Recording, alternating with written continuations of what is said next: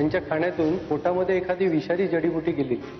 ते आता बाप होणार आहे तुमच्या मुलाचे, कधीही काही होऊ शकतं।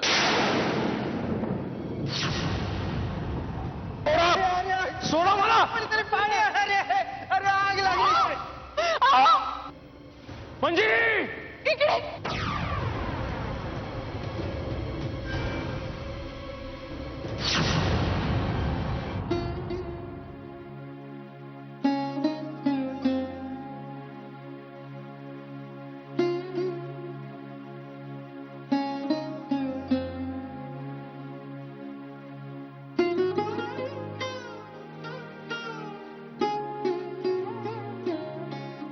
आता तुम्ही मला सांगा, आराम जर करत राहिले तर बाळ आळशी नाही होणार का? आणि तुम्हाला मुलगीच हवी आहे ना? मग मग ती सुगरण नको?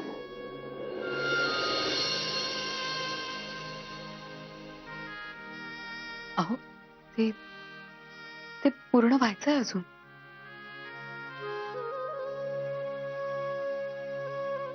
काय झालं?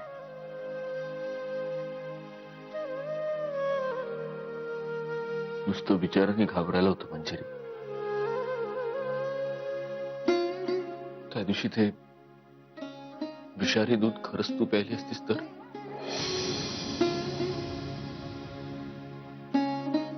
त्या झोपडीला जेव्हा आग लागली तेव्हा खरंच तू आत असतीस तर?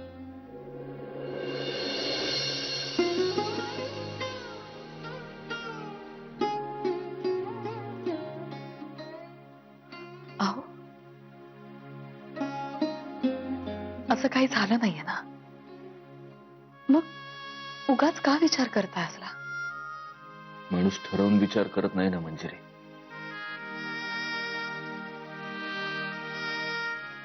या येणाऱ्या बाळाच्या आशेवरच जगतोय का मी? उद्या जर त्या आशेला धक्का पोहोचला ना तर मी संपून जाईन, संपून जाईन।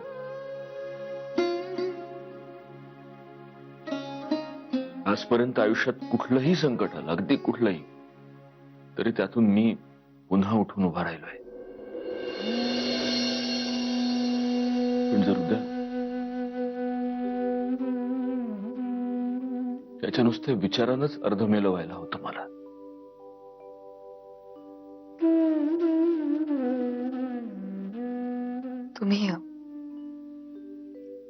तुम्ही काळजी नका करू। मी तुमच्या बाळाला काहीच होऊ देणार नाही।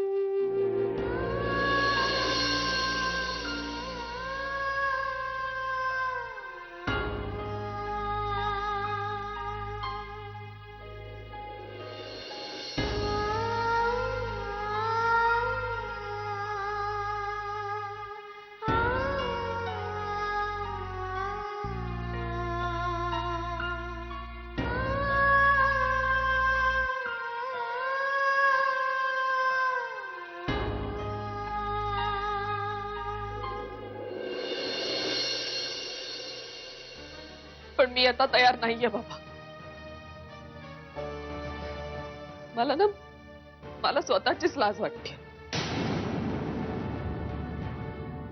तेव्हा तुम्ही जीजू मला किती समजावून सांगण्याचा प्रयत्न करत होता, पण मी कोणाचंच नाही ऐकलं। तेव्हा जर ऐकलं असतं ना तर आज ही पश्चातापाची वेळच आली नसती माझ्यावर। सतत फसगत होत राहिली माझी, सतत। आज काय ऑफिस, आज काय मीटिंग, उद्या काय टूर। एक ना हजार कारण देत राहिला विहंग मला सतत। आणि मी विश्वास ठेवत राहिले। रोज त्याच्या वाटेकडे डोळे लावून बसायचे। आणि हा बाहेर रंग उधळून यायचा। ती मुलगी येऊन ओकून गेली नसती ना तर माझ्या डोळ्यांवरची झापडं दूर झालीच नसती।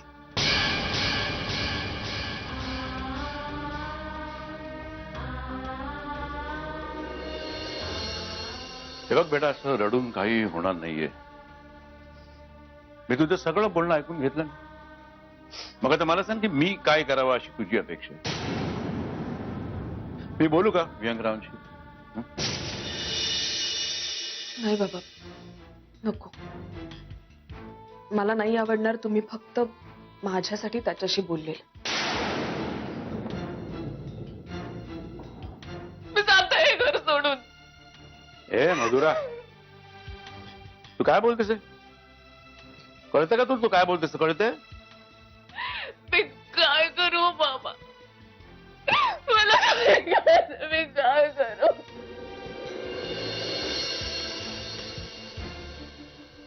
शांत शांत बेटा, शांत. हं?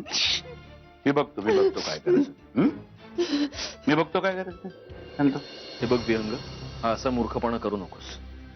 यानं प्रॉब्लेम सॉल्व्ह होणार नाहीत, ते आणखीन वाढतील. मी बोलतो रे मधुराशी. मुळात ती आता पुण्याला गेलंय म्हणजे कुठल्याही क्षणी तुला बाबांचा फोन येईल. त्यांना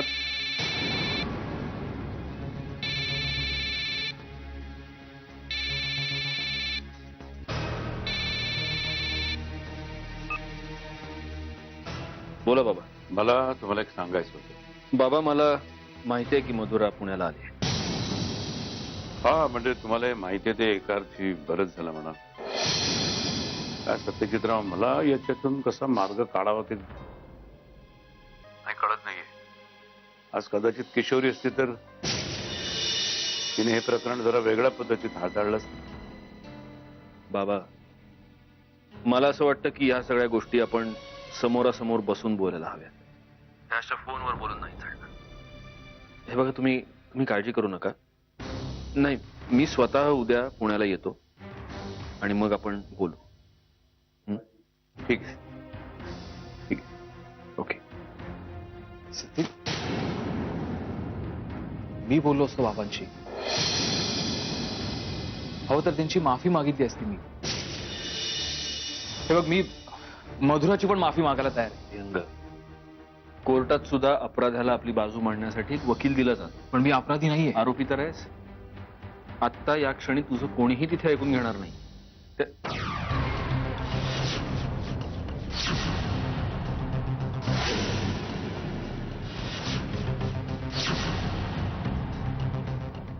मी ते स्वयंपाक झालाय, जेवायला बोलवायला चालले होते सगळ्यांना. विहंग आज आपल्याकडे जेवायला थांबणार आहे. त्याचाही पान लावा.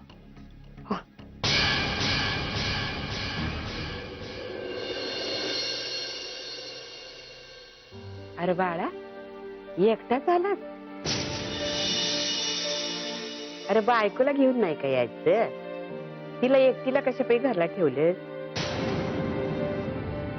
अजय, अगं ती माहेरी गेली 4 दिवसासाठी. माहेरी गेली म्हणजे तुझ्याकडे पण काय गोड बातमी आहे व्हय? हा? अजय, अगं गोड बातमी असली कीच बायका माहेरी जातात का?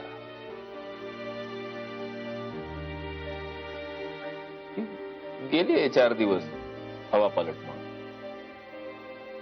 4 दिवसासाठी गेली व्हय? म्हणजे तू तुझ्या बायकोला 4 दिवसासाठी माहेरला पाठवतोस व्हय? कमालच आहे म्हणायची तुझी. नाही म्हणजे मला वाटलं होतं आमच्या सत्याच्या संगतीत राहून राहून तू बी बायकोला नजर कैद्यात ठेवायला लागला का काय? साहेब, जेवण चाकून बघू का? थांबा. नेत्रा, काय दादा? काय? टेस्ट करून बघ. ये, टेस्ट करून बघ.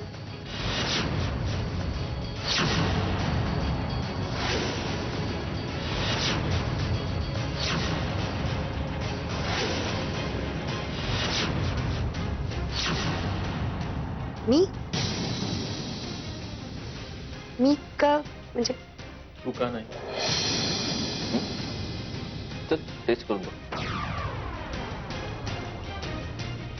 चल नेत्रा, वेळ फुकट घालवू नकोस, टेस्ट करून बघ.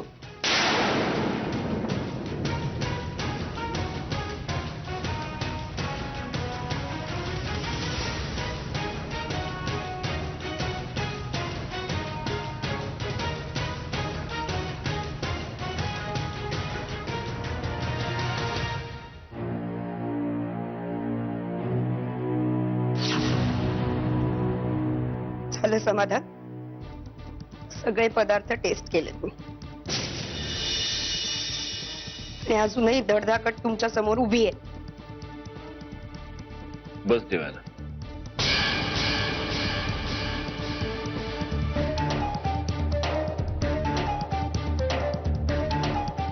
वाढा.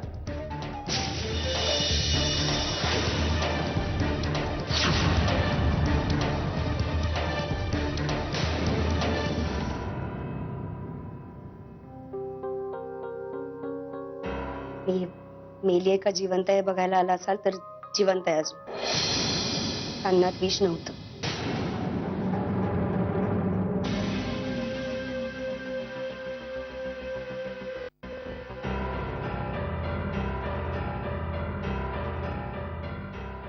जेवून घे.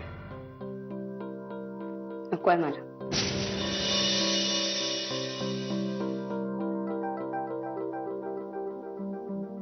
नेत्र आता बाहेर जो काही प्रकार घडला तो ठरवून केला होता. घरातल्या नोकर माणसांसमोर जेव्हा मी घरातल्या एखाद्या व्यक्तीवर संशय घेतो तेव्हा घरातल्या नोकरांवर आपोआप वचक बसतो.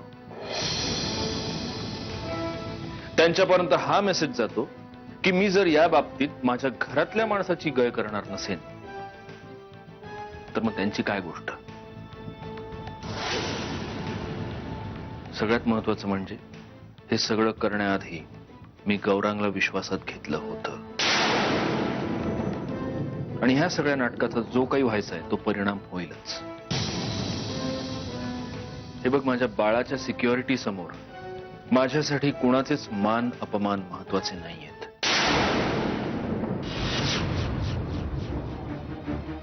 तरीही मी तुझी माफी मागतो.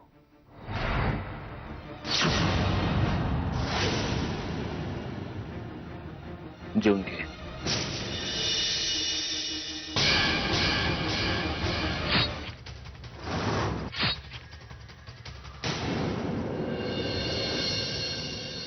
खरं तर काल फोन करताना मी मोठ्या चिंतेतच होतो. हे सगळं तुम्हाला मी आता कुठल्या तोंडाने सांगायचं. तसं पाहायला गेलं तर मधुरेपेक्षा जास्त चूक माझीच आहे. तुम्ही मला त्याच वेळेस समजावून सांगण्याचा खूप प्रयत्न केला होता मधुराच्या लग्नाच्या वेळेत.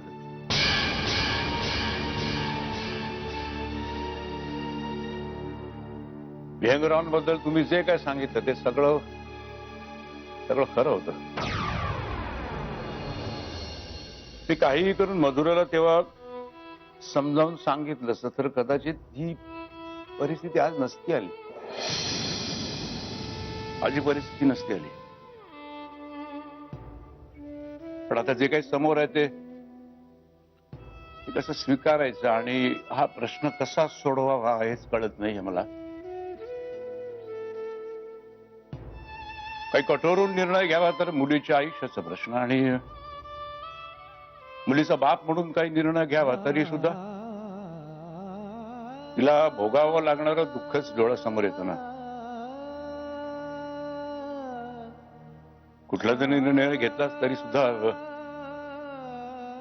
सुद्धा तिला भोगावं लागणार ते दुःखच. त्याच वेळेस तुमच्या सल्ल्याचा जर खोलवर जाऊन विचार केला असता तर कदाचित आज ही वेळ.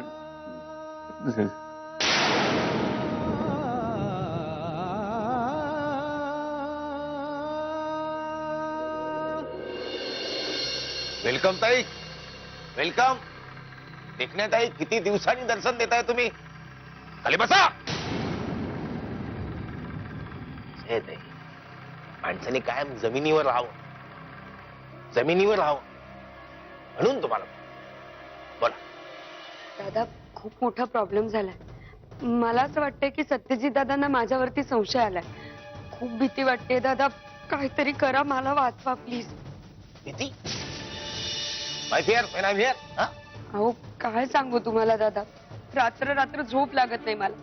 सतत भीतीदायक स्वप्न पडतात. सत्यजित दादा हाताला धरून घराच्या बाहेर काढतात, मारून टाकतात. काहीही स्वप्न पडतात. असंच पाहिजे तुम्हाला. हा? असंच पाहिजे तुम्हाला. हो दादा असं का बोलताय तुम्ही ताई तुमचं चिंतन कमी पडतं. तुमचं चिंतन कमी पडतं देखण्यात ताई. आम्ही दिलेलं तांबडे बाबाचं चिंतन साहित्य तुम्ही नीट वाचत नाही. असंच पाहिजे तुम्हाला, असंच पाहिजे. अहो त्या 16व्या अध्यायात लिहिलंय, मनात जे जे काही आहे ना आपल्या, ते आपल्या आप्त सखियांना सांगावं. आम्ही तुमचे आप्त सखी. तुम्ही सांगितलंय असंच पाहिजे, असंच पाहिजे तुम्हाला. काहीतरी सांगा, काहीतरी न्यूज सांगा. न्यूज न्यूज हा दादा दादा ती विहंग भोसलेची बायको आहे ना मधुरा, ती सोडून गेली त्याला. ही न्यूज आहे. हं. अहो ही गुड न्यूज आहे देखण्यात ताई. बघा बघा तुमचा चेहरा कसा झाला. तुम्ही आता पूर्वीसारखा देखण्यात ताई वाटायला लागला, एकदम देखण्यात ताई. दूध हा? घरी पार्सल पाठवतो.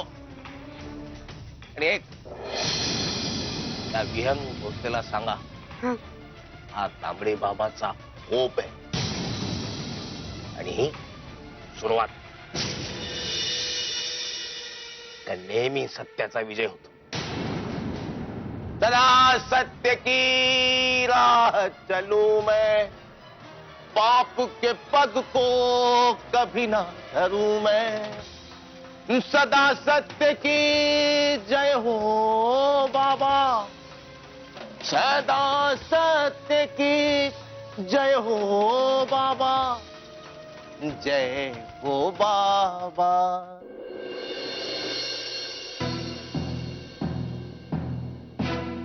हे काय चाललंय सगळं? मला खरंच कळत नाहीये. आई आई अशा अचानक कशा निघून गेल्या? तुला माहितीये ना, यांनी आईंना इगतपुरीला पाठवलंय मनशांतीसाठी. हो मला माहितीये, पण तू काय एवढी काळजी करतेस? तसं नाही ग प्रिया, मला नेमकं कारणच कळत नाहीये.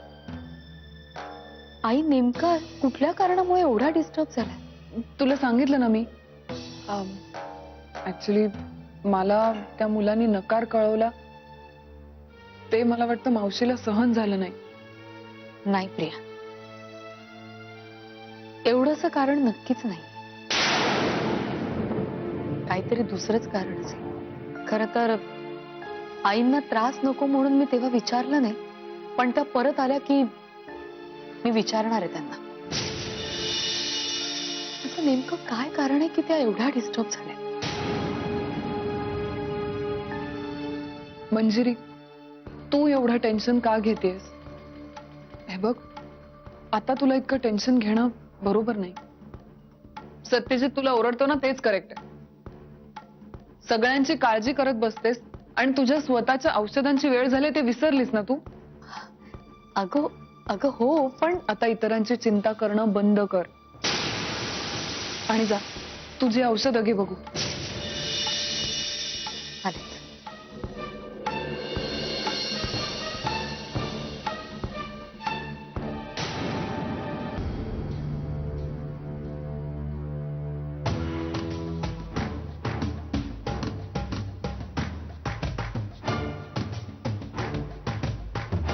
क्या बात आहे प्रिया.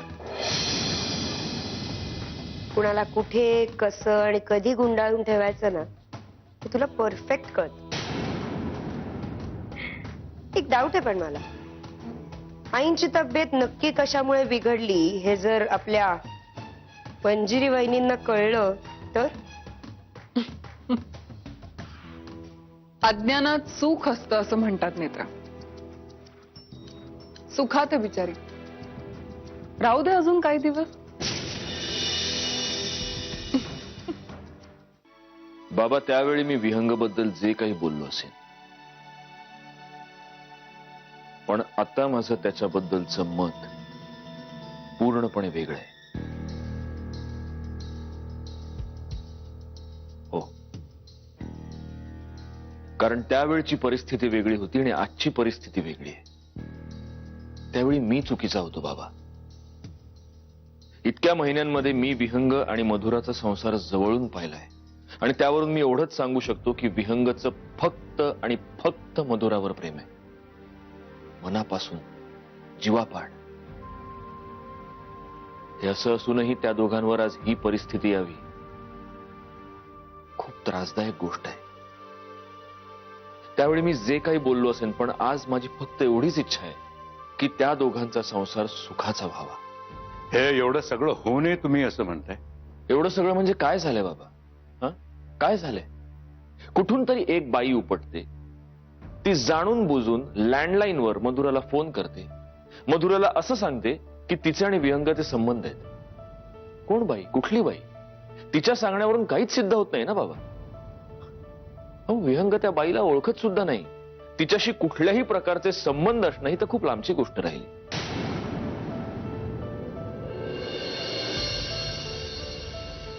पण हेही केवळ विहंगराव म्हणतात म्हणूनच सिद्ध होत नाही ना. विहंग माझ्याशी कधीच खोटं बोलणार नाही बाबा. त्याच्या आणि माझ्या लहानपणापासून ओळखतोय मी त्याला. त्याच्या डोळ्यांमध्ये बघून मी सांगू शकतो त्याच्या मनात काय चाललंय ते, आणि माझे डोळे मला कधीच दगा देत नाहीत.